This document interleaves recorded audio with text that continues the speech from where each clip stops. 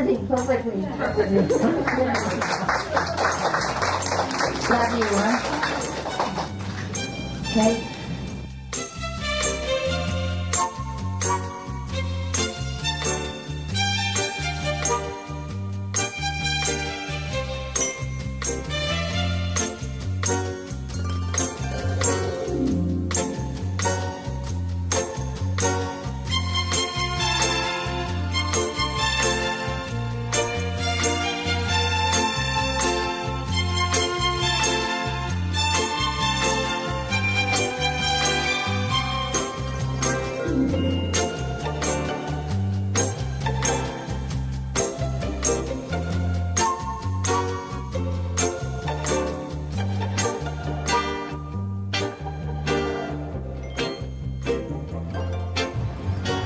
Every time the same thing.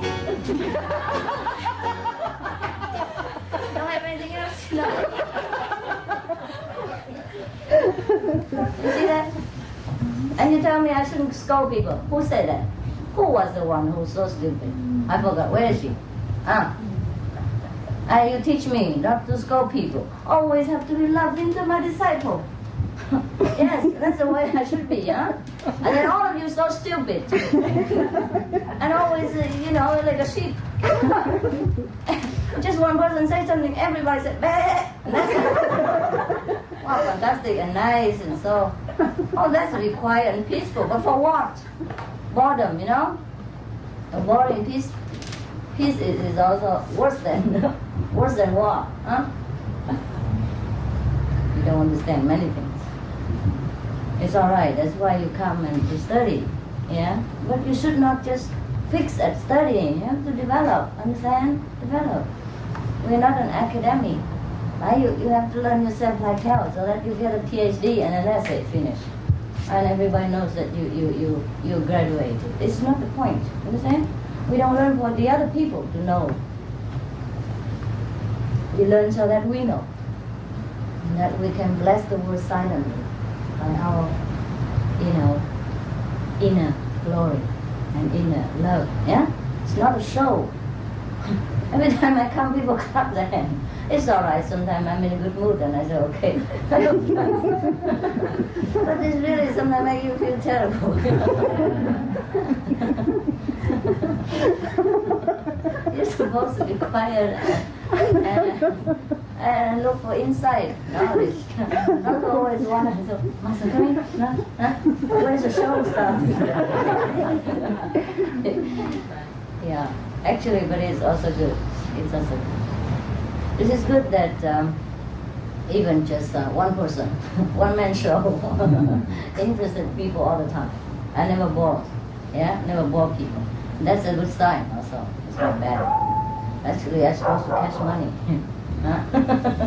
Okay. I'm supposed to sell tickets. If you're that interested in my show. Well, it's a very lucrative business if you want to earn money. Anybody want? Huh? Anyone mastership for sale? That's an idea. You want to buy? Sure. How much? I don't think you can afford it. The thing is,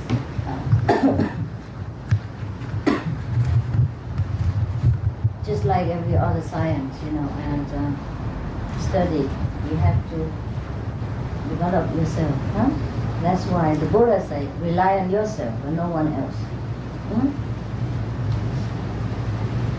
Of course, he say to see the Buddha is very rare and a greatest blessing that there's 100,000 aliens you won't have one. You know what I mean? Not once in a lifetime, but once in many lifetimes you would see a Buddha. Probably the Buddha is in front of you, but you don't see. That's the difference.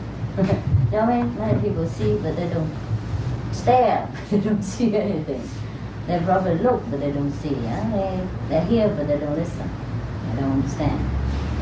And Jesus also said that no one comes to the Father except through me, right? Yes. But nevertheless, he didn't say that you saw me, and then you go home and sleep, and then surely you go to heaven. No, right? He tell you self-cultivation, right? Love your father, love my commandment, pray in the closet, love your neighbor. Wow, it's a lot of work. You know what I mean? It is not that he said, okay, now you saw me, Jesus, and you surely go to heaven. No. He didn't say that. Huh?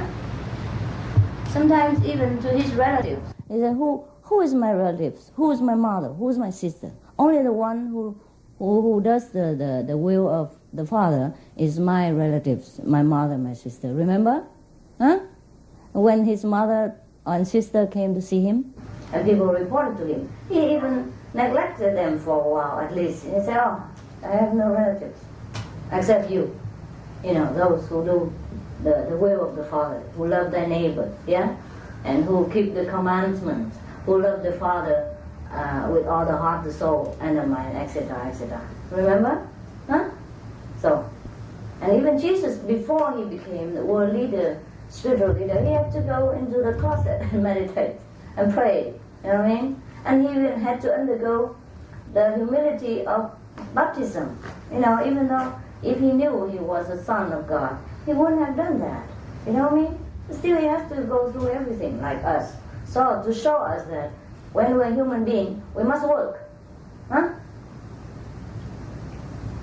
And he tell his disciples, go out and spread the gospel, right? He said, whatever I tell you in secret, you go and preach on the housetop. But don't give pearl to the swine. Huh? Is that not so? Yeah, he also said that not everyone can accept his teaching. Mostly in any generation, is that right? Any period of time of our earth, the people who truly love God are very rare, yes. And there are also different level of God as well, see, and different level of our beings.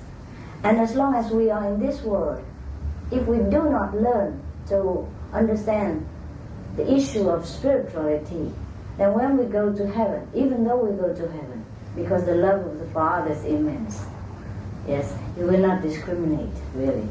You love him, fine. You don't love him, he loves you. Yes. But still, then we go up there, we don't develop. You know what I mean? And we're still the way we were before. Selfish, stupid angel. Oh, not all angels are good. That's why they have to come here and don this physical raiment. Is that what you say? Clothes? Yeah, raiment? Yes. In order to study, to learn how to love others, how to do the service, instead of just sit there and enjoy the bliss of heaven all the time. And now, we are given the opportunity to study in this school of life. If we do not take this opportunity and learn well, then we will be very regretful in heaven. You know what I mean? No one else will tell you anything. You yourself look back at your life. At that time, it will be very clear to you, like a mirror. And then you will feel very, very, very sorry that you were so weak, that you were so lazy, that you were so attached to the material things that the Father gave you, but only as a tools so that you can progress. Instead, you cling to these tools and forget the mission, forget what you are here for. That's why many souls are wandering around in the transmigration. They're earthbound because they're so much attached to this world, even though the gates of heaven is always open. But we don't want to go back. You know what I mean? Yes. Many people who have been having not any kind of particular meditation or anything, you know, but they fear God, fine. They also abide the law of heaven, and they try to be good. And they're truly a kind of a loving, kind, easygoing folk. It's all right. Then, of course, at the time of their final departure, they will also go to heaven. And the Father will be also there to embrace them. Or not embrace them. No, it's not necessary that they can always see the Father. Actually, we can only learn the purpose of creation if we try to do our best in the earth. You know, then we will be given the opportunity to understand the creation. the whole completely. Sometimes we will be shown just a part of the creation program, and that's we know a little at that corner only. And then sometimes we are shown completely. That is the grace of God. So many people, sometimes they have experience. For example, they meditate, okay? Not necessarily meditate with us, or maybe in another kind of meditation, like they probably sit in quiet prayer, very sincere.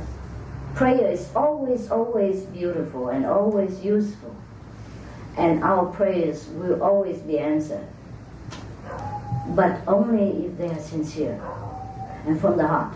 Not that every day you flip and flop the Bible and then say, Father in heaven, hallowed be your name, please give me your bread, please give me your water, please give me everything. And amen, thank you very much. You know what I mean? The most sincere prayer always comes from the heart. When you are truly have no other motive in your heart. You know what I mean? When you could not, if you don't pray, you cannot bear. That is a true prayer. And God always answers this prayer. Because God is powerful, almighty. There's nothing that He cannot do. Or she cannot do. Minus. It's all right in that case. You know what I mean? It's just that we don't have enough power of sincerity. That's why many of our prayers are not answered. And we think God is not there. That's the trouble. Poor old man. Yeah. God blamed for everything. Yes. And all this war and disaster and hungry and all these things. We just blame it on God or the hierarchy of heaven that don't help us. Truly, it's our choice. The choice of the people who goes against the will of heaven and the law of the universe. These people will make war and listen to the negative force in the nature, which we call Satan, or devil. Yeah? They're always there. That's how the world stays in balance. That's how the negative world, this world, stays in balance. In the heavenly world, there's no need for this negative force to exist. You know what I mean? In heaven, there's no good, no bad. And people sometimes do not think of sins the way we do. They don't condemn you. Yes. So at the time of death, sometimes it's you who condemn yourself. And you will be very regretful that you did not do the best. You should have done the other way. You know you should have, but you did not do. And that is what will torment you after your death, and that's what makes people call hell. Understand? There's no God who stay there and pass judgment. It's just that at the time of death, you'll be shown the low level, okay? That is, if we did not practice any truly, repentance, on that we did not truly lead a virtuous life the way it has to be. And then we'll be shown a kind of like movies, but so fast that the whole lifetime go in just a split second even. And then you will see everything. But you understand, even in such a quick speed, you understand everything that you have done. What is wrong, what is right. You know everything. And then at that time you will cry. You will know that you have done wrong. And you will not be given the opportunity again. You know what I mean? A very, very long time. Because there's so many are waiting to come to be human beings. So you are a long way on the waiting list. Because you already been given the opportunity. That is what the so-called eternal hell or eternal, you know what I mean, condemnation. But of course, nothing is really eternal, Nothing is really eternal. It's just that for an unhappy situation or feeling, it seems a long time, And when we're happy, it seems so fast, the time goes so fast. Is that not so? Okay. So because our sins are not eternally committed, so our grief will not be eternally carried out. It's just that we feel sorrow, and we feel so regretful that we had been given the opportunity to do good, to improve our knowledge about the creation, about our Father, or how everything functions, and how we should learn to love one another. And we did not take that opportunity. And that's the problem. And that will make us feel very, very, very sorrow. And I wish that it don't happen to you.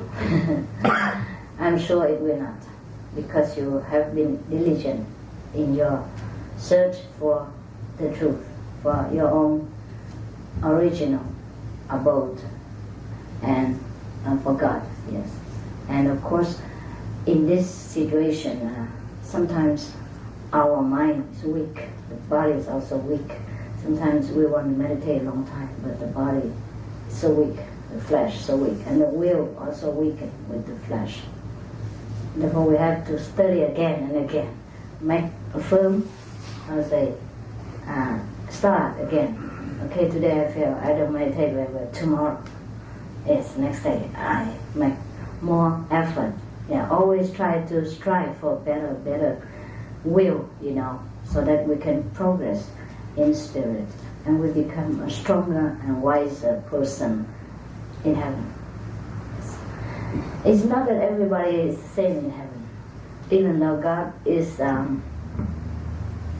just and fair. Yeah, He loves all His children, or her children, the same way. But nevertheless, because we do not strive, ourselves. Therefore we just stay there. Just like children in the school, some are intelligent, some are diligent, some just went out and playful with girls or do other things, and drug and things like that, according to circumstances. And when they were too weak to resist, and too rebellious to listen to the parents, then they harm themselves and cause a lot of trouble for themselves. Of course, the parents will be affected and be miserable, but the most suffering person is themselves. Similarly, when we come down to this world, we are given all the tools, the equipment, and the circumstances in which we can thrive, and trying to overcome the situation, overcome the hatred that is bred. That's the British, bred by the circumstances. That is produced by the circumstances. Yes, we are put into sometimes in unfavorable condition. To see how we can love thy enemies, but we often fail. We often fail to love thy enemy, our enemies. We often give in to our flesh desire, and also the temptation of the surrounding to hate our enemies. Just the way we are taught, just the way we used to, and not the way of heaven. So sometimes we will fail. Sometimes we succeed, sometimes we fail. And the more successful we are, of course, the higher our position in the hierarchy of universe. And we will be given more opportunities in the system, in the heavenly system, to do better work, more interesting work, and more universal work, that we can develop immense talents that we never know we have, even in the wildest imagination. We'll be given leading roles, in the heaven, right? Teaching a lot of heavenly beings and things like that. Or when we go to this earth, we become like master, teacher of spirituality, or some special position, leading mankind into the kingdom of God. Otherwise, we don't have this opportunity. If we slack in this world, in the only time we are in school,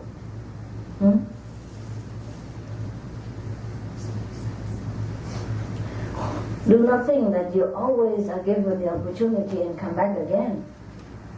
You know what I mean? Not always. Not always. It is a generation, the DNA that stays behind. The information from that DNA, and that these desires and all this energy of the desires that stays behind, that reincarnate. Not you, the soul, the person. Understand? There's so many souls waiting to go into this school. I don't have space for you to always to stay behind. You can do that, but you wait a long time. Understand? And meanwhile you suffer. I suffer from your own sorrow. The love of heaven is there. You will feel very sorry for the things that you have missed. Yes. You wish you could have do it again. And you would have done it better. And you will do it better. But then if you're given the opportunity again, you forget. Now that's the problem. That's why sometimes we have to come back to relearn if we truly are good and merit that, or have a good opportunity to go down. For example, go down here, you have to exchange it for something. Okay, for example, there's a mission of somebody come down and help the world, all right? And then they say, okay, I join, please, can I join? I do anything. I promise. I will be like the last time. Really, no. All right. So of course, heavenly is always a trusting company. Yes, give you the next job. But then when you go down there, instead of helping that person and that group to better the world, you do something else, maybe even against them, because you become forgetful of what you had promised before you take birth in this world. All of us. That's why you see the Buddha 30 years before he became enlightened. Jesus also. You know what I mean? Not that they're born immediately say, oh, I'm the Buddha, I have to go and help the world. You know what I mean? Forget.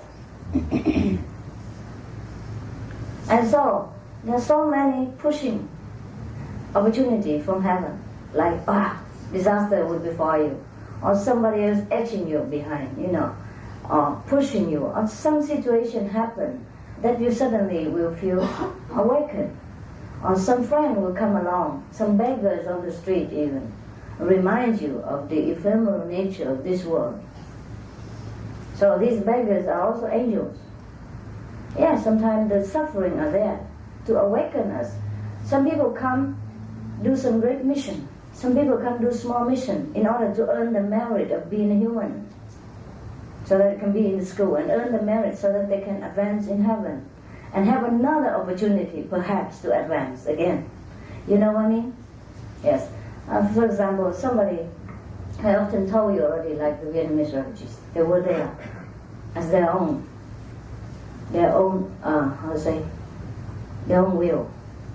They wanted to be like that, so that they can awaken the conscience of the world about how terrible the refugees can be, and how war can affect people in many nations, not only one.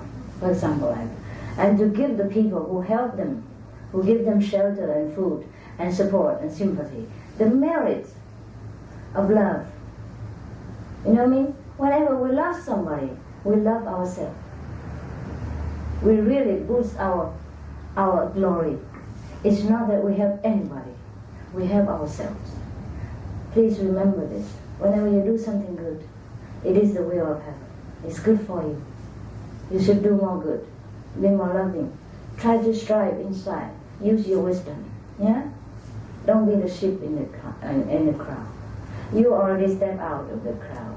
You already do much better. Yeah? You understand? Trying to remember more of the promise that you made to the Father and the heavenly hierarchy before you came. That's why you come here. Yeah? You sacrifice many things. You sacrifice the taste of the palate, sacrifice the enjoyment of the world. Yes? You try to pray in the closet. You pray humbly and secretly, and not showing off like staying in a big place or on the street or a big church, or make a big grandeur of yourself. How virtuous you are by loud speaking and repeating perfectly the rhyme of this psalm, palm, and that psalm, and that how say a holy song or what and another. You know what I mean? And you know how to do it perfectly, the ritual of the temple and of the church or whatever it is. So So therefore your merit, of course, will be manifold. It's not that way. It's not that all the people are the same. And try also to make use now of your memory, of the things that you remember during the meditation. And consciously also you will remember many things. That's why you change. It's not because I work magic on you. It is you who work magic on yourself. Because you will remember through meditation and through contemplation and the wisdom from the light and the sound what you are and what you're supposed to do to advance yourself. You know what I mean? Because you contact with the Supreme Wisdom again, and then you remember what is your mission and what you're supposed to do. That's why you change. That's why you change always for the better. Because you remember the heavenly being that you are. That's why you change. You become better and better. You become more angel, more heavenly like. That's all your work. Alright? Of course the Master and the heavenly being always stand by and help us. But if you don't do it yourselves, it doesn't matter how many help, it's no good. You know what I mean? We have to do it ourselves first, and then the heavenly beings will help us. The Master Power always help us. Just like the child when he starts to walk, even though he walks himself, he tries to stand up and fall and stand up and fall all the time. But then he tries. And then the parents stand by, clap their hand, supporting, and teach him. Yeah? But he himself must walk, alright? The parents cannot walk for him. Even though the love of the parents is immense. And the parents can walk, and it's very strong, but the child must try. You see? That's why. That's why don't ask me again why God is so perfect and why don't God make us perfect? Because that's no fun. Yeah? No fun when the child is born and walk right away. Okay? And no fun for a child of a professor to be born a professor. You know what I mean? He has to learn, even though his father is a professor, he must learn the way his father learned. And that knowledge will be his.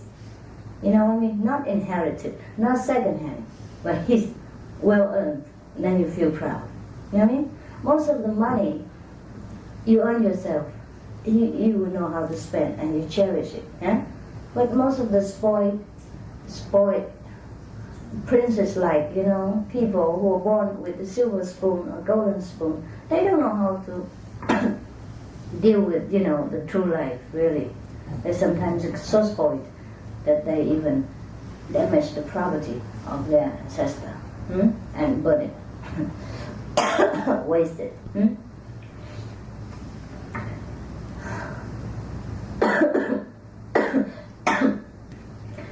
There are some heavenly beings who never go to this world. They don't need to, perhaps. Actually, because Father also needs somebody there, Cannot send all down here, Perhaps that's why. And even when God gives us the opportunity to be in this world, right? And we actually want to be tested. The harder the situation, the more challenging. You know what I mean? That's why actually I told you sometimes I suffer with the people, but on the other hand, with the wisdom I do not see suffering. Sometimes you ask me, like I'm speaking in paradox, remember? Because to a person who practices very the spiritual way, and also who can see the universe the way heavenly being sees, then there's no suffering. You know what I mean? There's only tests and trials, so that the soul, the individual soul, will progress. The harder the test, the better. You graduate more in more glory. Those Olympic and all that, wow, they try very hard, and they go through a lot of training, which we ordinary people just give up in 2 days. You know what I mean? It's not that they became star overnight. Wow, you know how they train, don't you? Huh? Sometimes they have to wake up in the wee hour of the mornings and go through ice and all this while we are sleeping and we're having lazy life. But then we don't become stars. You see? We don't become Olympic stars. Even movie stars. They train very hard. I mean, those who were really exceptional. For example, there is a movie in Hong Kong from Jackie Chan. You know Jackie Chan? Yes. The boxing director and also star of Hong Kong? Yes. Okay. There is a movie about his life. When he was young, he was given away by his parents. His mother perhaps cannot take care too much, you know, because of poor family or something. So he was given away to the teacher. And when you were given away in that situation, your mother don't complain. You die or you live with the teacher. Knowing the teacher can do anything to you. Legally, he's not, be responsible for anything that happens to the students. They train very hard. Oh my God. He even bend their body into V shape, T shape. In a small age, it's easier to train the children. And they have to bend and they have to jump and they have to go through a lot of hard training. That's why when you see his movie now, it's real. He really jumped, he really bent, he really kick around, he really, practice. He really works his art. He never used, what do you say? Well, a stuntman. Yeah, he never used stuntman. He always do all this dangerous, dangerous role, dangerous, scene, huh? Is that right? Dangerous scene himself. That's why people like him so much, because he's very genuine, He was born poor. He's not that poor, but then he stayed together with those poor children in his teacher's protection and teaching. And then they grow up together, and most of them, all of them became, accomplished movie stars themselves. But they went through, oh my God, training. I saw the children, and you shed tears when you see them, how they are treated. It's not that the teacher did not love them, it's just the way it has to be. And they grow up, become accomplished stars of Hong Kong, and even international-wise. That is because due to the teacher had treated them so hard and trained them so rigorously, even adults cannot bear it. And sometimes they have to go through hunger and thirst, because the teacher punished them. Children, sometimes they're mischievous, they go out and they forget to come home or something like that. And the teacher punished them, let them go hungry one day, thing like that. And they go and steal some food next door and then get bitten, bleeding, thing like that. This movie is very touching. Not because of the life of the children only, but the relationship between the teacher and the student is very, very nice. I don't know if you have seen these movies. You could have. You can rent it from the video rental, huh? I don't know if it's in America very popular. I watch it in Hong Kong. It's all in Chinese. But you could have people translate it to you. Some movies are not only movies, they're really educational in nature. I watch movies occasionally. I don't watch it every day. I don't watch the news and all that. But sometimes I do. But it's rarely. I just don't remember. If you tell me to watch the news at 8 o'clock, I forget until 10. And then it's gone. And probably if you tell me, and there's another one at 11 o'clock, and then I would forget again. It's just I am not in the world or something, I don't know. If I want to, I can perhaps, but I have to make alarm clock or telephone, reminding telephone, thing like that. I read books, yes, just for you. Also for passing time, when I have nothing to do, and I do other things like drawing, painting, and that. And I watch movies when I'm introduced to good movies. I'm not up to date with what's going on, what is the best movie. Sometimes I happen to see it, you know, on the newspapers, like the critics and things like that. And oh really? Now this movie is famous and things like that. But I don't always watch the famous movies. You know what I mean? For example, the Schindler's List, I don't watch, because that probably will break my heart. I don't like it. Besides, the passing, let it pass, you know. I know it has a lot of Oscar and it's very famous, but I never watch it. I don't want it. I just see the critics and I know it's not for me, so I don't watch, yeah? And also there's another film famous nowadays, what is it, Born Killer or something, Naturally Born Killer. Ooh, I heard so much violence inside. And I wonder why people can make killing into a social, artistic kind of, you know, event. So I don't watch that either, even though it's very in, you know, very famous. And for example, like that. Oh, why do we talk so much about these kind of things? Oh yes, the Hong Kong movies, the Hong Kong Jackie Chan. Huh? Actually, I didn't know anything about Jackie Chan, to tell you the truth. I'm really a country girl. I didn't know anything about him until I went to Hong Kong.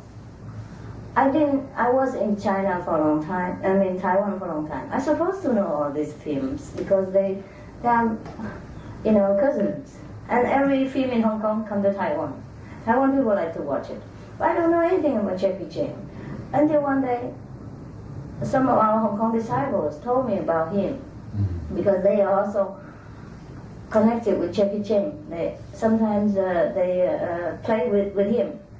Some second major role or third major role or small role, thing like that. Some of our disciples in Hong Kong are famous movies stars, yeah? So they're talking about that. Sometimes I invite disciples for tea and, you know, we chat around nonsense and, you know, it was very easy to have fun with, you know, no serious Buddha nature things.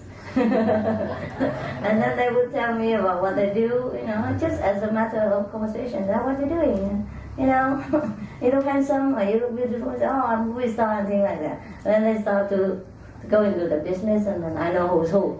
A little bit, but I don't always know. Our disciples, many important persons, I never know them. I only come upon them by chance. You know, sometimes we have tea together, for example, when during retreat, yeah, then I would treat different nations at different time, you know. Like today, Hong Kong have tea, tomorrow Thailand have biscuits, or another time Vietnamese have, you know, lunch, things like that together, so that they have a little bit more time with me and more individually, not just a group like, you know, 2,000, 3,000, and never see master, never use the telescope. Yeah, yes, especially in Taiwan, they have to use telescope to see me, because sometimes they come 10,000 over, and they don't see me. I'm become like a spot in the space. And shining stars, so I don't have to use telescope. That bugs me, but well, I have to understand. I don't want to be watched like this, you know. I don't want to be concentrated in front of their nose, you know. And they can control me as they want. They make me small, they make me big, they make me blur, they make me clear, you know. Wow. You feel in the hand, you know, under control. Yeah, it feels a little bit sticky, you know, but too bad. You make a joke out of it, that's the best thing. So that's how I, you know, in such a small gathering, you know, and tea and biscuits and chatting, and they would tell me their identities. Otherwise, I never know if they came from Mars or Venus. Maybe our disciple have some extraterrestrial. They're spying on us. Actually, there are such people. During the Buddha's time already. And during Rama's time, you remember those story about Rama in India, the king? Yeah? He was exiled for some time, 30 years. And then his wife was abducted on a chariot that fly through the air and went to the Lanka land, remember? These are the story of extraterrestrial at that time, and also at the time of the Buddha, when you become a monk or nun, the full-time follower of the Buddha, and you have to have a lot of vows. Yeah, the Buddha wanted to make sure that his congregation is just purely for spiritual. If you truly want only spirituality, then you should abide by the rules like that. So it's not a complication. There's no selling and buying in the Sangha temple, thing like that. And if you still want to have a responsibility with the world, then you should stay a lay person.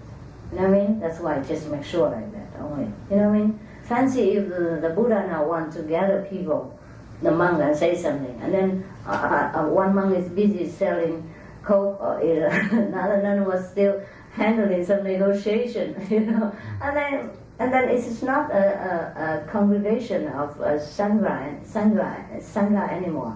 You know what I mean? That's why the rules, not because the Buddha discriminate, and not because if you keep the rules you can become a saint. If you don't keep the rules, you will not. Thing like that. You know what I mean? Therefore, some of the rules are very funny. Like when you eat, you don't make noise, like tap tap tap tap, thing like that. It's written in there. It's just for the dignity of the group. And also, when you eat together in the group, probably you should pray and eat in silence. This is more intensive training. You know what I mean? So that your mind will not wander so much. But when you are a lay person, then you have to control yourself, and this doesn't bother people. When you eat and make noise in your own bathroom, or your own dining room, you know what I mean? But when you're in the whole Sangha, and when the king invited you, together with the master, Buddha, and then you make a lot of noise like that, you know what I mean? The whole 200 monks are making a lot of noise, and what do you think? You know what I mean? Think like that. Therefore, these kind of of rules are not for the saintly position, it's just for the social conduct and the dignity of the Sangha members. Understand what I mean? Besides, the Buddha was a prince, and he was taught a lot of rules when he was in the palace. This he carried with him into the into the sainthood, and then he of course tried to teach his disciples to be more noble, because his disciples came from all different directions, and their behavior and manner are bound to be different. Understand? So he tried to, of course, to bring his children, closer children, into nobility. This is good, yeah? But that doesn't mean these rules make you become a saint, huh? Kabish? Many people misunderstand and make a big deal of monkhood. Of course, this is a big deal too.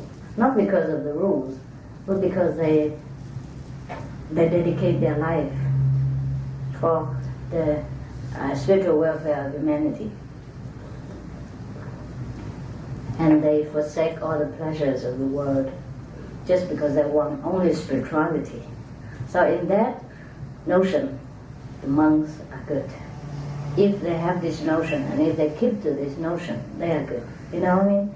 They're worthy of our veneration, but only in that respect. But that's also their business. They want it that way. Huh? Otherwise, you can also do it. You do it in your way. You're the householder, but then you have a lot of friends and your social contacts, and then you also spread the Dharma, the good news in your own way. It's the same thing. But the monks are more valuable. For example, now I need somebody sent to Venus for initiation, verbally. Then you are busy. You're busy. You're a director of World Theater, and she's a secretary of the President of the United States, for example. I can't just take her right away, So the monks are those who are always available for any call, for any job that the master wants to be done for mankind. So in that case, in this respect, we respect the monks and the nuns. Okay? Doesn't mean they are better than us, or maybe they're higher position. Not necessarily so. Huh? Of course, but many of our monks are very highly developed. Not because I say so, but because the people know so. That's why they respect them. For example, when I send somebody to China or something, then some people who are not initiated would have been seeing them in vision before, say, Master come, for example, they would saw me coming to them, not initiated people, maybe convenient method, or just try 1 hour meditation or try it out, something like that.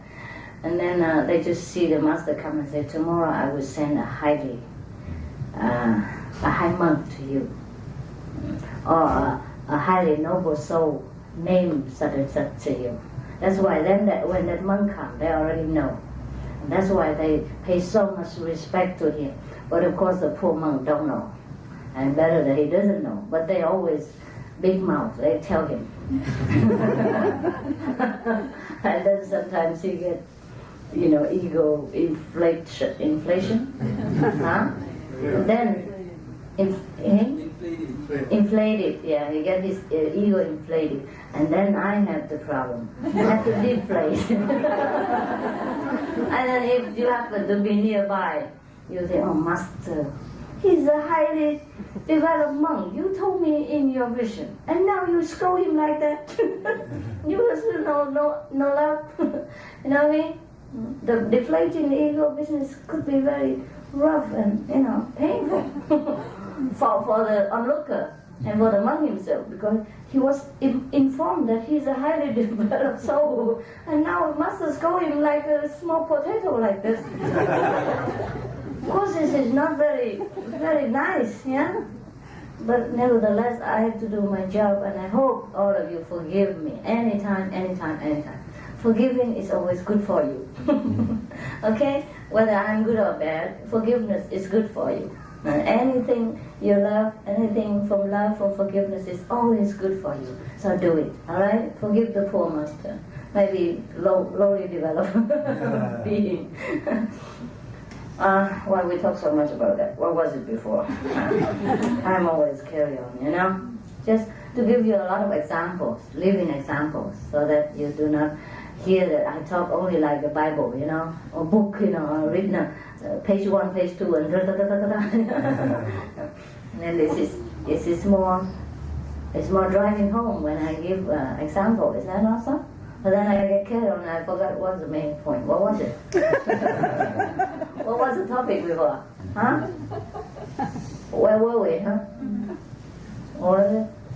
What did we say before this? We're talking about Jackie Chan. Jackie Chan. Well, that's a long way. That's an ancient story. What was it after that? You probably like movies more than my story. You remember Jackie Chan? Huh? Nuns and monks and rules. And what else? Eating. One remember food, one remember food. What was it then? Oh, extraterrestrial? Extraterrestrial, you're talking about. Yeah, okay. Yeah, that's it. Thanks a lot. Why I talk about extraterrestrial? Yeah, because I talk about Buddha's time and Rama's time, right? At that time, there were already extraterrestrials. Some are good, some bad. The bad one abducted his wife, etc. And now, in the Buddha's time, there are also extraterrestrial. Yeah. And so, in some of the Buddha story books, you will read that such and such saying there are many chariots from heaven come down and visit him, and many people can see. When many people can see together, this is not a vision anymore, but it is a kind of a reality happening. So let's say that I cannot prove it. Okay, then we forget it. But there is something in the precepts, like when I became a nun. I know some of the precepts in the nuns and monks. If you're not nuns and monks, you're not supposed to know. There are about 200 to 500 of them. And you're supposed to learn by heart how to walk and how to sit, and just like a model. Nowadays, when you become a model, you have to, movie star, you have to learn how to sit and how to talk. It's not that the way you talk is, you walk is enough, and I have to learn properly. So similarly, when you became a nun, well, I was, I became a nun once. Well, probably still are. Don't look like it, but never mind. It doesn't matter anymore. It was just I had to be in that period of time to fit in properly with the pattern of history as my job. the pattern of the job that I have to do. Probably I have to go through that. Okay, so now, because of that, I know some of the rules of the monks and nuns. I could buy books and read about it, but you know, it's just not actual. Yeah. So during the ceremony of taking the oath, you know, swearing in, that you keep this and this and that precept, there is a questioning section before this oath ceremony. The monks, you know, will ask you, are you human, or are you dragons, or are you other beings? And I look at myself whether I grow horns or something. You know what I mean? So that means at the time of Buddha, these precepts are carried left over from the Buddha's time, and it's carried out until now. Do you look okay? The light always hurt me. No, it's alright. This is already good. Normally they give, 1,000 watt spotlight. Yeah, you are under the spotlight, something like that. And so that means at that time, even sometimes the dragons and the other deities, the other celestial being or other extraterrestrial being are mixed inside of the Sangha. Yes, you know what I mean? They say, we only give the precepts to human beings. Therefore, if you're dragons or other beings, please go out. Can you believe it? Maybe, I remember maybe at the time of initiation we should also say that. Are you Americans? Or are you Martian? Or are you Venusian or what? But we do not care. We do not care. Huh? We do not care. So why do we talk about extraterrestrial? And what else now? Huh? Maybe we have some, huh? Did you suspect anybody? Yeah, well, because, probably, yeah, I remember. Just because I told you about, I don't know who's who in our group. So we can do that. All right, any question? Yeah, ma'am? After being initiated early in August, I had a dream within a night or two of initiation. And in the dream, Jesus was sitting on a rock alongside the road. And actually, up until then, and probably up until within the last few days, I had just a mental sense that, yeah, Jesus was a great teacher and he's an okay guy, but I didn't have an emotional connection to him. And I guess I have both a comment or a statement and a question. Now I actually feel Jesus. I mean, I feel the emotional connection. And his eyes were so peaceful and so loving and so available and so accessible. And now that I've met you, I'm actually putting one and one together and coming up with a two. And maybe I will put another one with those two and come up with a three. But now that I've met you, I see the same peace and compassion and fun and joy and beauty and serenity in you. But also it's an energy that is around you. It is between us, it's all around us, it's everywhere. It's Jesus energy, it's Master Chinghai energy. And it's really beautiful. I guess I want to thank you for the opportunity to have come this far and to know Jesus on an emotional level, even though I must say I don't think I was in the market to know him on an emotional level. But I feel very enriched for seeing his eyes and knowing him emotionally. That's real. And so I guess part of the question that comes out of that is, in getting my memory back, my memory that is in heaven that can come to me in this life, and trying to remember my purpose and my role in this life.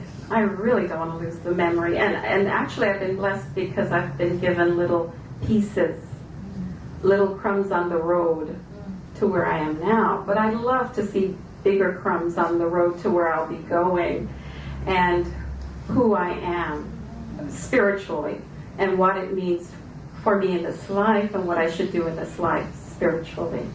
Although I know every day is indeed a walk in spirit. Thank you. Well, then take your time.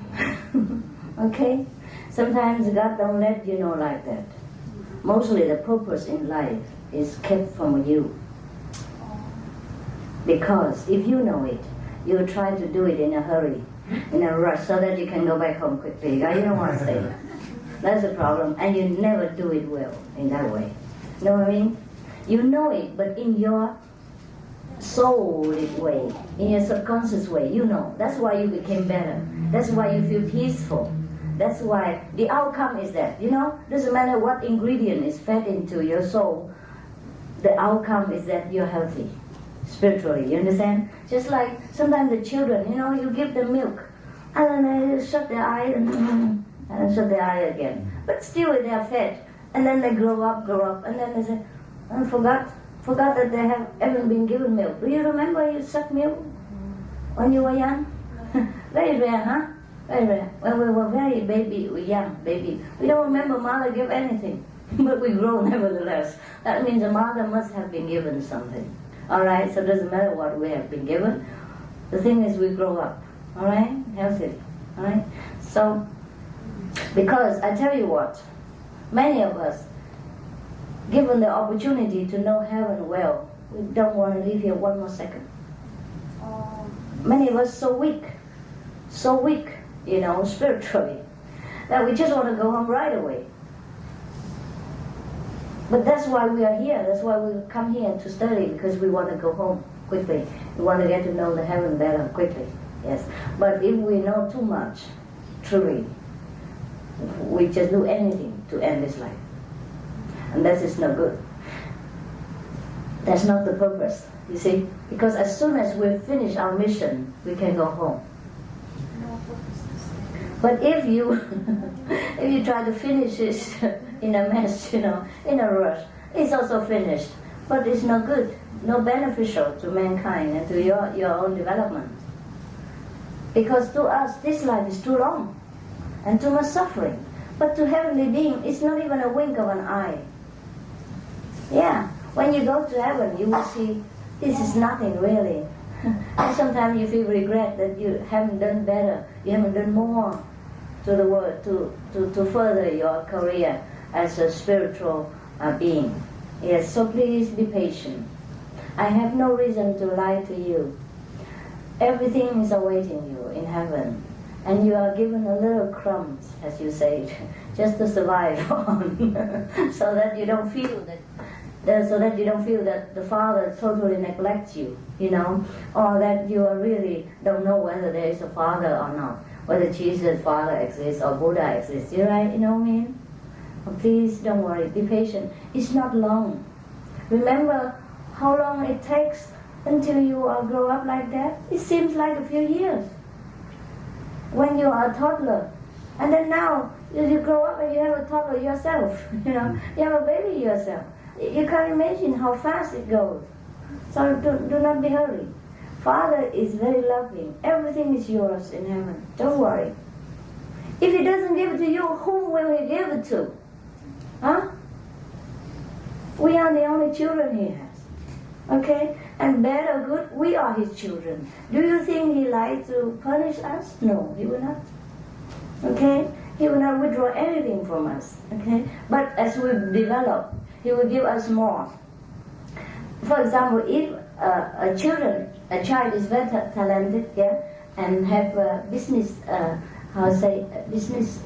ability, then the father entrusts more property to their son, become like a big manager in the company or something like that. And to the other sons, he probably give a lesser position and lesser responsibility, because he don't have that much ability. That's all. Yeah? But they're all together in the company and run the company together. All right?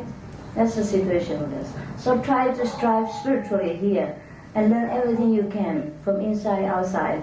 And then when you go to heaven, that's all you take with you. Okay?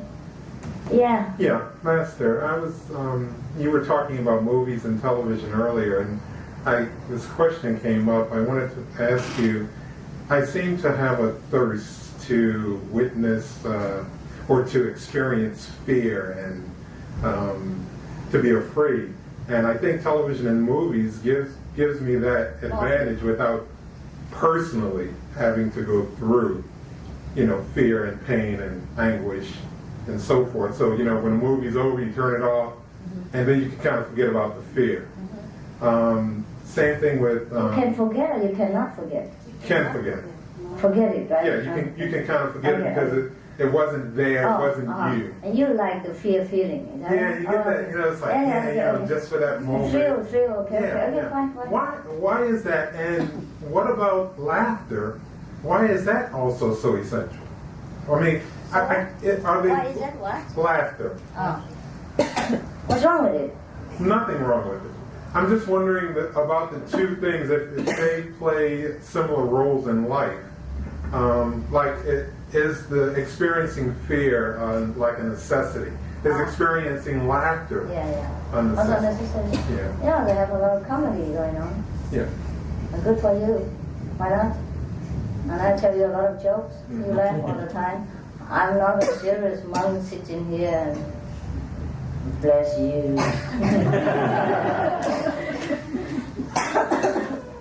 It's okay. It's good for people when they like it.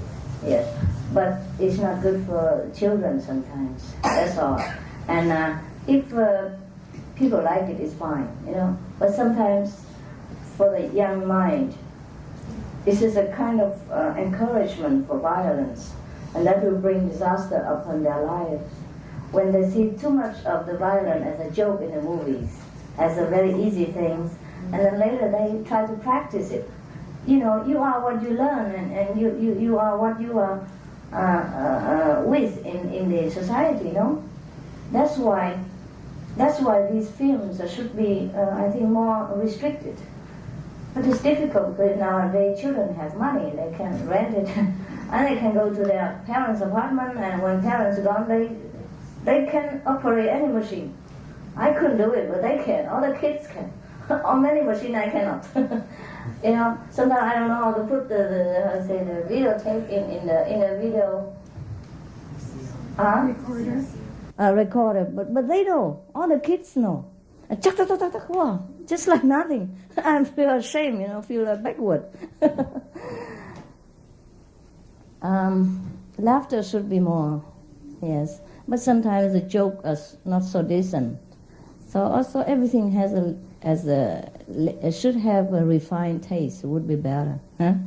Besides about apprehension fear, there are many games, many sports for these people. It's all right. For me, it's all right. If people want to live dangerously, then they should risk their life only. You know me? And not to risk other people's lives and using guns and that for very random purposes. That's what I'm not very supportive of. It's against nature that you kill, purposely. It's also not good for you. Even though it's maybe good for the person who is killed. But nevertheless, you will, as you practice, you will learn to see differently on the issues of sins and virtues. We are here to learn, and we make a lot of mistakes. It is allowed. But if we make too much mistakes, and at a lower scale, of course our soul will receive the lesson he learned, and he cannot develop very further. So that's all there is. And probably these souls have to stay there awaiting this for long aeons in order to come back and relearn, rebuild their future in a different basis, with a different basis. All right? Yeah. And one other thing, when we do reach heaven, all of us, and we're all still going to be at different levels, even though we're all in heaven. Yes. Is there still opportunity, as it is on earth, to still even further advance even more? at that point? In heaven? Like you do here on earth. Oh. To the initiates you have. Yeah, in heaven also you have. But to the initiates, they are already in a continuous school.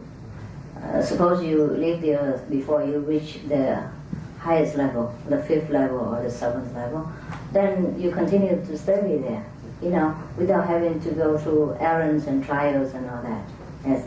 And other people in heaven, they will have to volunteer to do some things also if they want to advance. Or they can just hang around like that and do nothing and live in boring peace and, not developed. All right?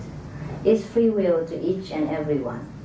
So we have chosen to be what we are and what we will be. Yeah.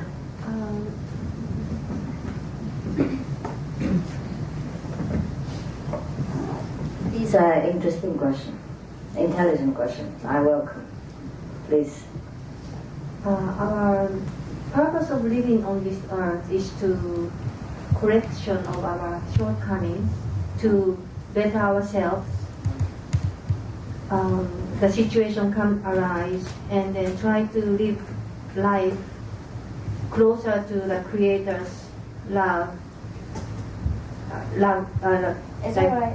And what next? then, what is the purpose of meditating? Is it because so we can become better person faster, or that we get to know what is the purpose of my life here? And I'm not very clear about that. Okay. I think she can answer you. Give her the answer. I talked for 3 days and she's still there. Just say what you understand. It's all right. Yeah, for me, the purpose is that I get closer to understanding something about who I am, where I've come from, and what that energy is about, what that energy feels like. And as you do it, you get more and more invited into it. I mean, you get you get into a peaceful, blissful, understanding kind of state, and then you kind of when you experience that, then you bring that back into your day-to-day life, and so then you are able to deal with each situation in a different way. Is that okay enough to you? Anybody else? Idea? Huh? Behind there.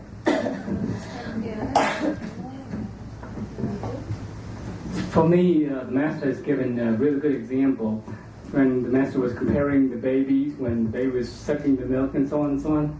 Every time I do meditation, I always think that I'm connected with the Lord up there, and I'm just sucking the milk.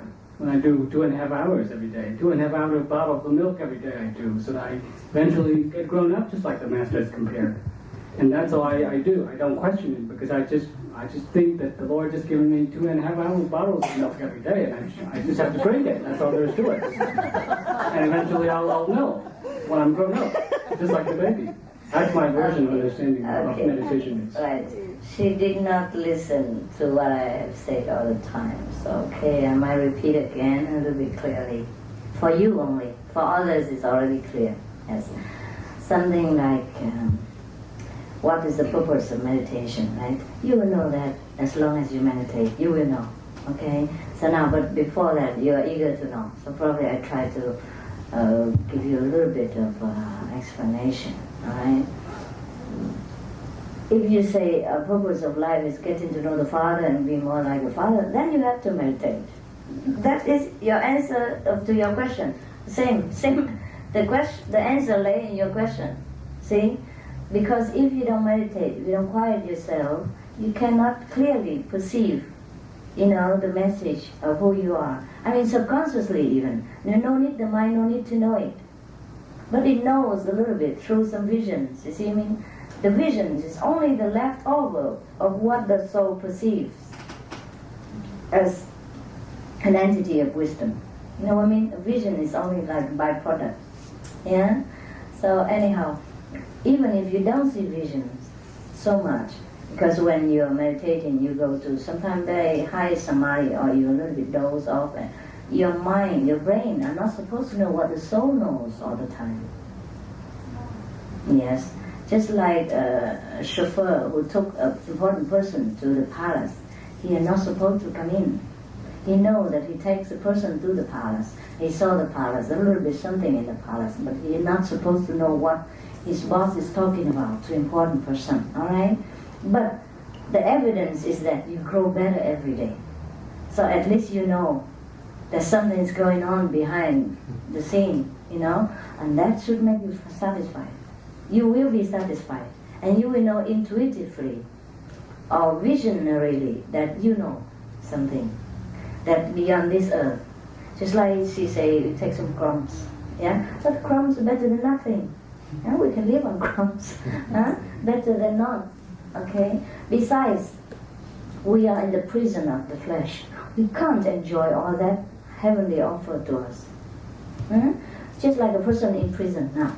You have a brother in prison, even though you are a princess and you have a lot of money, but for some reason, your brother is in prison. Maybe he committed something, or maybe he voluntarily worked in there.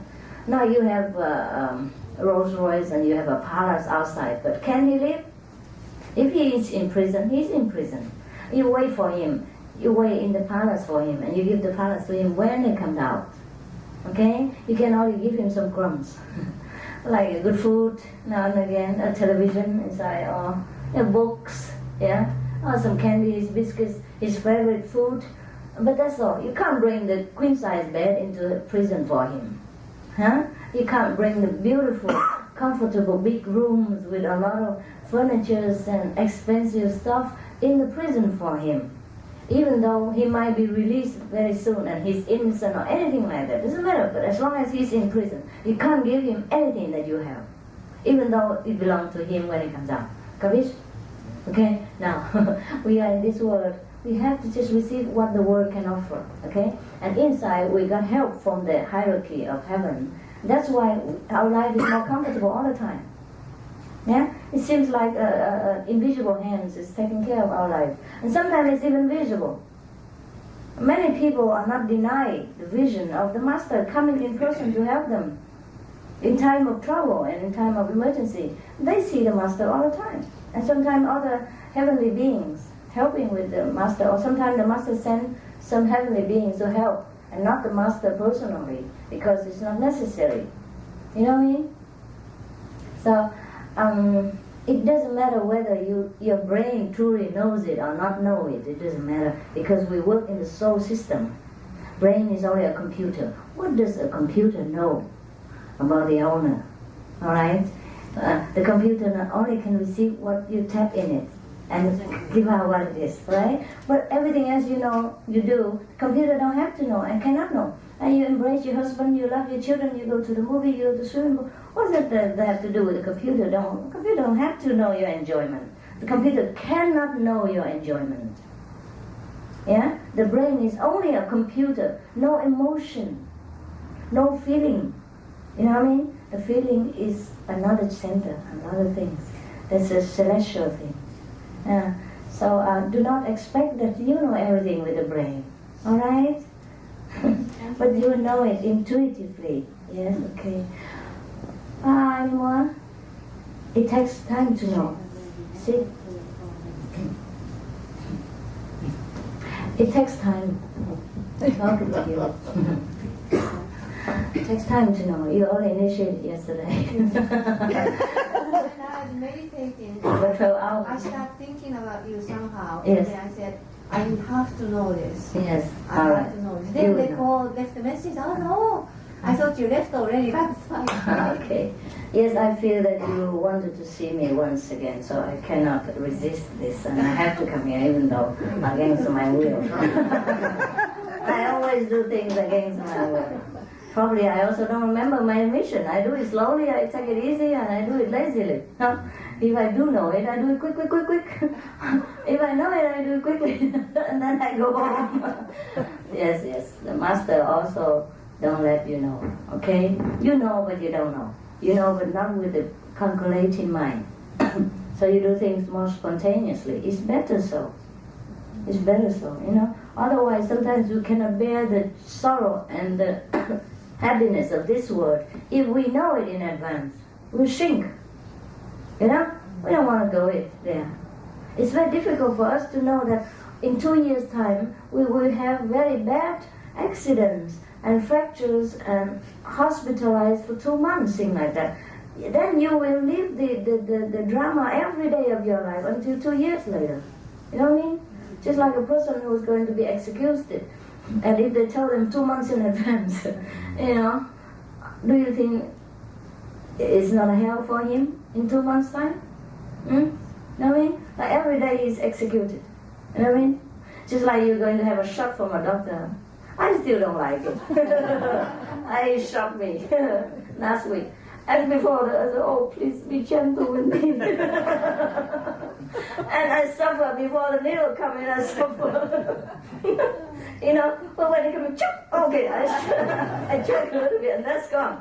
You know, of course it hurt afterward. I could not walk. I couldn't walk, you know, very easily. But still, you know, the moment it's come in, you already know that's it. It's done. You know, it's better than the moment before when she prepared. And she deliberately make it so slow. I think my imagination. It's like slow motion picture. You know? Oh, she peeled the plastic. And she looked at the needle. She tried. She spit it out. And she don't like it. And she do it again in front of my eyes. And this few seconds seems eternity to me. I don't like needles because since childhood my father always forced it on me and I don't like it. If I can run, I run.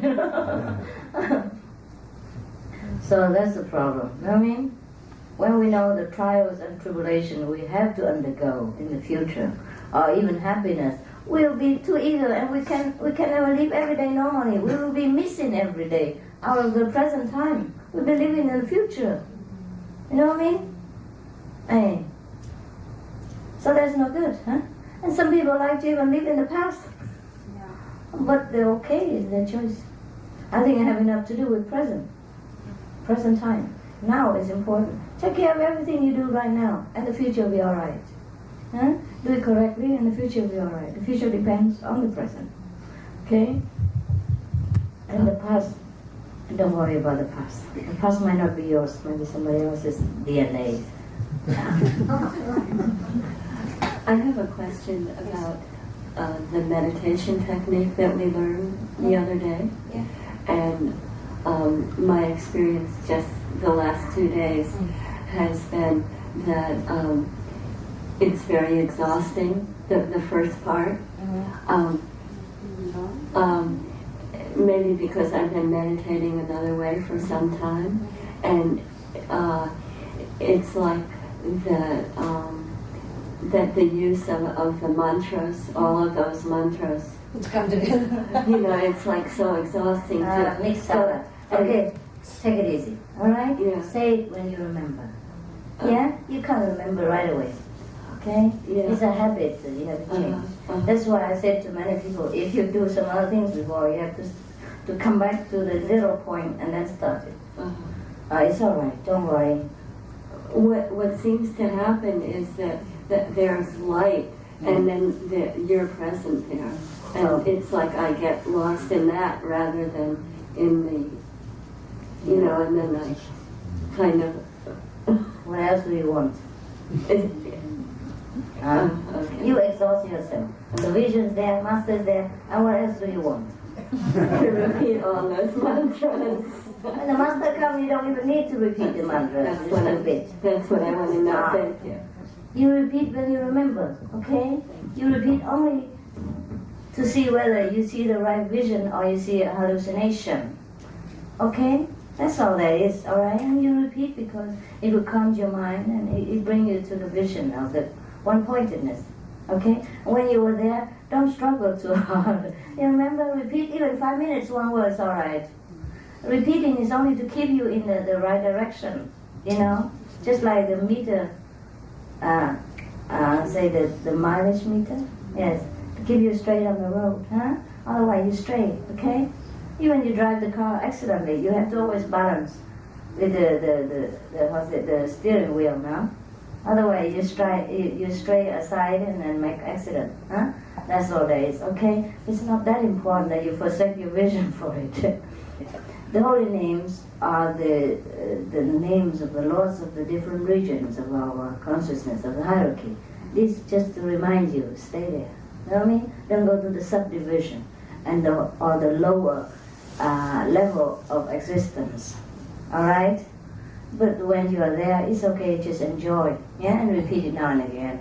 It's all right. Only when you're not sure or when you remember, then you repeat. But don't sacrifice one-pointedness just to struggle for that. Which mantra, what mantra? There's no mantra really. You know what I mean? Okay. Right.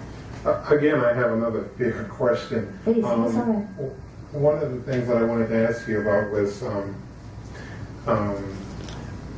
when I'm doing meditation or just thinking and something comes up and it's fearful for me, I tend to think that I'm to challenge that fear. In other words, and I keep doing this, and I don't think, sometimes I think, you like fear, then. yeah, but I keep thinking, okay, why can't I just leave it alone and just let it run its course, and then I tell you what, you are so much like fear, that's why. Why don't you watch all the fear movies in the world? 1 day, 2 days, 3 days, shut yourself once and then eat up all the fear and then finish with it. And don't bring it to your meditation. Yeah. Because I don't teach you to meditate on fear. Right. No, I mean, okay. And within the meditation, see, like I have a fear of snakes. You like it, that's why. No, I don't. You want it. No, I don't. Honestly, I don't. I do not like it. But what happens? Unconsciously, you bring it. Yeah, I may bring it to myself, and that's what I'm wondering. If can I just simply let it be? I for example, I don't want to have to say, okay, you know, I'm afraid of this. Let's take snakes, for example. Okay, I'm going to go find a snake and challenge it. You know, just bring it into my presence. Okay, now I meet you. Now I can dismiss you, so to speak. No. If you understand what I'm saying. Okay. Anyhow, just be natural, all right. If the snake come and repeat the 5 names, and it goes on, okay? Don't bother about fear or not fear, okay? If the feeling of fear is there, okay, let it be. You do your job, all right? Because we sometimes cannot have the feeling if we are hanging on to a certain level. Yeah. If we go above that, then it's all right. It's no more fear, okay? And you forget the fear and the not fear even. Okay, so try to go above that. Instead of fighting with the fear, go above it, okay? Just like the road is full of gravels and thorns, and you don't bother to pick one by one like that, you know? Just wear boots, you know, big boots, and then walk on it. Go home quickly, all right? Now that's something we have to go through sometimes in order to go to the tranquil state. That's why you have to meditate a lot to practice this art. Just like me when I go to the sea, you know, sometimes the sea wave's so big, I dare not go across the wave because it hit me. The place to send me back where I belong. But once you go through that waves, you know, in the shore, next to the shore, you go to the tranquil water. It's not so much waves anymore, and then you can do a lot of surfing or boat rolling, things like that. Is fun. But I never go through this test these days. Yeah, I used to do. Perhaps this day I'm weak. It's all right. So just like your spiritual practice, sometimes you're weak because sometimes you're weak bodily and spiritually, or the will is weak at that time. Maybe because you're influenced by something, or by the society, or by the background that you have not been able to overcome. When I was young, I played with the waves and I don't care.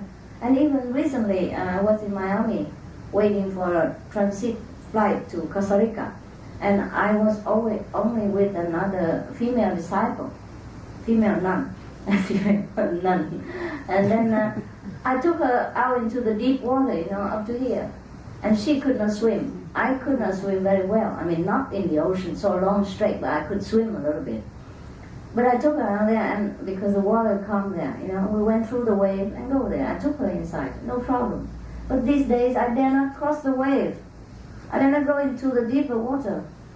I was so weak, perhaps the bodily weak. And then that makes the spirit also, sleepy, and perhaps they want to take a vacation. And so I dare not go cross the water, the wave. Once you cross the wave, the strong waves, inside is calm, like that. Spiritually like that. Also, we cross the rough time of the beginning, and then later on we'll be okay. All right? Anything else? Yeah, here. I might be mixed up on this question. Okay, so just sorry. It seems like knowledge, universal knowledge or whatever it is, knowledge is within us. Yeah, we don't look outside or try to read books to find this basic knowledge. I'm thinking about good and bad. Okay, when you can you please let me be quiet for 1 second or two, okay? Then ask me, okay? Because I'm disturbed by reason, event, 3 person.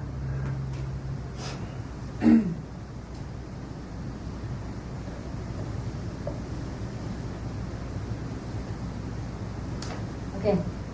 Yeah. Okay, in good or bad, Now you're disturbed. like I said, my question might be all jumbled up. I think you can see it. It's all right. There's a good feeling when you think something is good or you do something good. When it's bad, you don't have the right feeling and you know it's bad. Is there a time when you think something is good but it's not really good? Like you somehow use your computer too much to mask the real truth from your heart.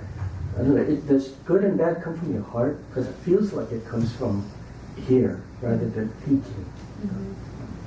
No, it comes, the good comes from the positive side of our nature. The bad comes from the negative side. Mostly the negative side we borrow when we come here. You know what I mean? The environmental effect, influence. And then the habit that we learn with the people we are with, the company we are in, right? It's like movies. Yeah, things like that. Yes, just like you're not born a smoker or alcoholic, you learn it from the society. And once you become habitual to the smoke, whenever you see a cigarette, you just want it. And when you don't see a cigarette, it's still in your mind. You want to have one, or you want to have one more alcoholic glass of, whatever, liquid, that's harmful one. Because you get into this habit, you're not born with it, okay? All right. For example, like, you see somebody hitting somebody else, when he's angry. And then that person hit back and like that. And you keep seeing this image in your mind all the time with your neighbor or thing like that. And then next time another person make you angry or hit you, you hit him back. Because you have learned that. You practice that in your mind, or you learn it together with the people who teach you how to hit other people when it's not please you. You know what I mean? So, okay.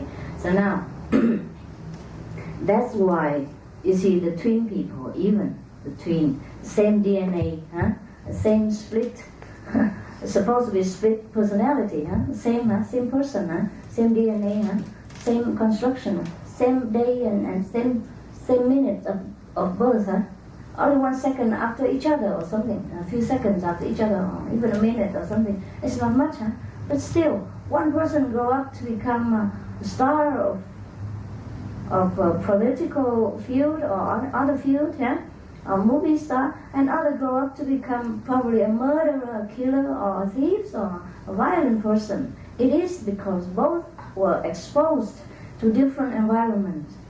You see what I mean? Because learning of this, we can easy to forgive people. Otherwise we think he's very bad. Actually, no one is so bad. He's just born with the tendency to learn. And then he learns things quickly, good as well as bad. And if he learn good, he become good. If he learn bad, he tend to become bad. Unless he have a strong will to resist it. And this is rare. Know what I mean? So the bad things not come from the heart, from the habit. All right? A good thing you're born with. Good things come from your heart because you're born with it. You're born with heavenly quality, endowed with heavenly good tools to come down. Then come down here, you drop into this school with all kind of things to learn and to react. And if you happen not to be strong enough and you give in, then you drown. Okay? That's why I tell you heaven, they don't look at sins and virtues the way we do.